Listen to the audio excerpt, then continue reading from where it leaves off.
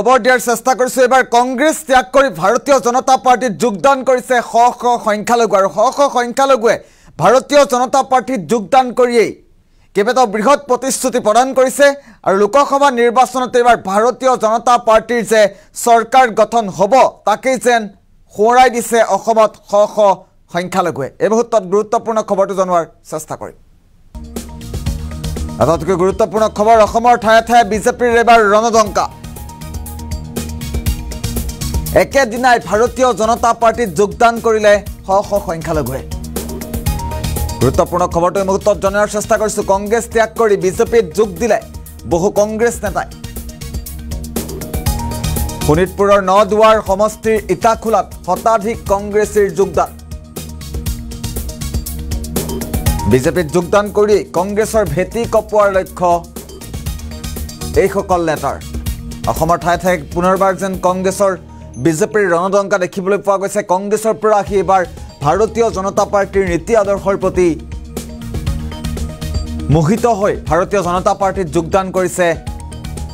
বহু সংখ্যালঘু নেতাই আৰু কংগ্ৰেছ ত্যাগ কৰি বিজেপিত যোগ দিছে বহু কংগ্ৰেছৰ নেতাই দৃশ্যাংশ আহি পৰিছে কিদৰে বৃহৎ যোগদান কাৰ্যসূচী অনুষ্ঠিত হৈছিল শোণিতপুৰত কালি নিশাৰ ভাগত এই মুহূৰ্তত দৃশ্যাংশ দেখুৱাৰ চেষ্টা কৰিম ভাৰতীয় জনতা পাৰ্টিৰ গেৰুৱা বসন পিন্ধিছে বহু কংগ্ৰেছ নেতাই একেদিনাই বিজেপিত যোগদান কৰিলে শ শ সংখ্যালঘুৱে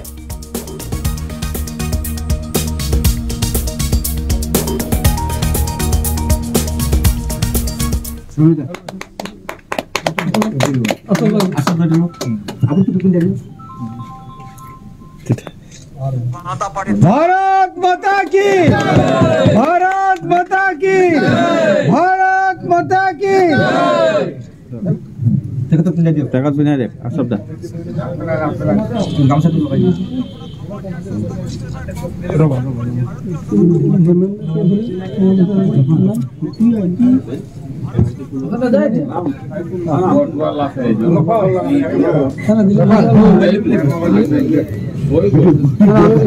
भारत माता की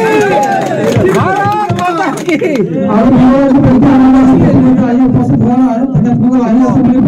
যোগদান কাৰ্যসূচীৰ মন্তব্য আহি পৰিছে আমি পোনে পোনে মন্তব্য শুনাৰ চেষ্টা কৰিম আজি আমাৰ ভাৰতীয় জনতা পাৰ্টি ইটাখোলা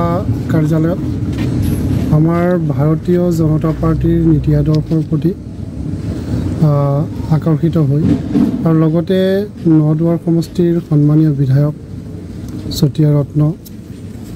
ভৰলী কোঁৱৰ মাননীয় পদ্ম হাজৰিকা ডাঙৰীয়াৰ